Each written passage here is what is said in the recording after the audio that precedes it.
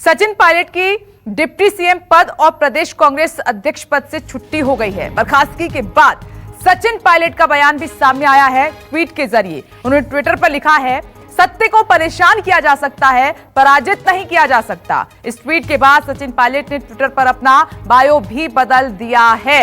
इस बड़े फैसले के बाद सचिन पायलट की तरफ से ट्वीट किया गया, सत्य को परेशान किया जा सकता है। ये सचिन पायलट लिखते हैं अपने ट्विटर हैंडल पर। फिर लिखते हैं कि पराजित नहीं, यानी सीधे अपनी बात उन्होंने कही नहीं, अपने ट्विटर हैंडल पर कही कि सत्य को परेशान किया जा सकता है, पराजित नहीं। और सचिन पायलट ने बायो भी अपना चेंज कर दिया है ट्विटर पर।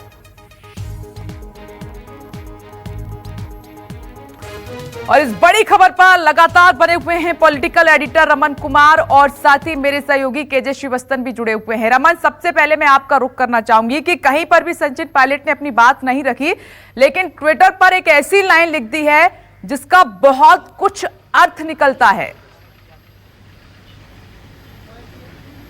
देखिए, सत्य को पराजित नहीं किया जा सकता, ये तो हमेशा लोगों से, महापुरुषों से सुनने में आता है। ये सबसे बड़ी बात है। क्या सचिन पायलट जो बोल रहे हैं सत्य वही है, या अशोक गहलोत जो बोल रहे हैं वही सत्य है? और इसका निर्धारण जांच एजेंसी करेगी कि जो आरोप अशोक गहलोत ने लगाया है, प्रदेश के मुख्यमंत्री लगाया है, जिनके पास गृह मंत्रालय है, वो कह रहे हैं कि पिछले 6 महीने से लगातार साजिश रची जा रही थी। बीजेपी के सहयोग से हमारे कुछ साथी गुमराह हो गए थे।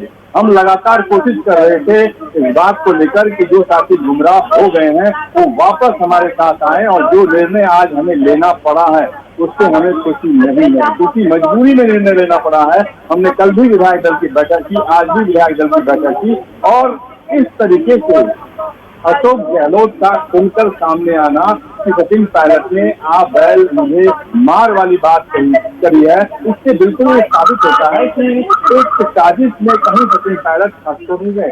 लेकिन अभी दूसरा पहलू इसका यह है कि सचिन बड़े मजे हुए पॉलिटिशियन है, राजनीतिज्ञ है, और यूपीए सरकार में मंत्री थे, अभी डिप्टी सीएम प्रदेश अध्यक्ष 6 साल से हैं। वो नहीं चाहेंगे ऐसा कि उनके समाज में या उनके समर्थकों में एक ऐसा संदेश जाए कि मुख्यमंत्री के पद से उन्हें बर्खास्त कर दिया गया, प्रदेश अध्यक्ष पद से अचानक हटा दिया गया।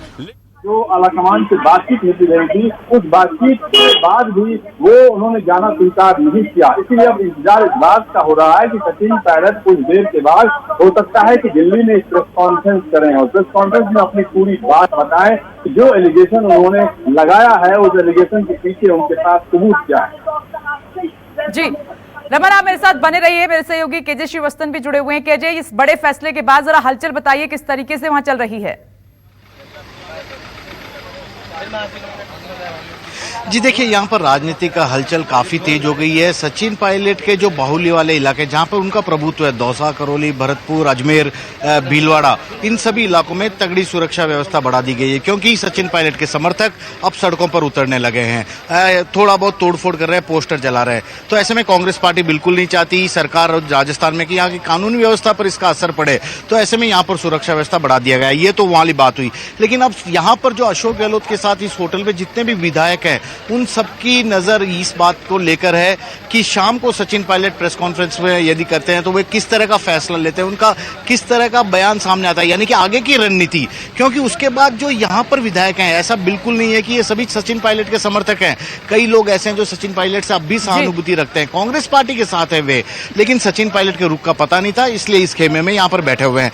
तो उनमें से हो सकता है कुछ एक विधायक अपना मन बदल दें, या सचिन पायलट के खेमे से हो सकता है कि एक आधे विधायक यहाँ आ जाए। क्योंकि सबसे बड़ी बात है विपनेश की, इन 3 मंत्रियों पर जरूर कार्रवाई हुई है।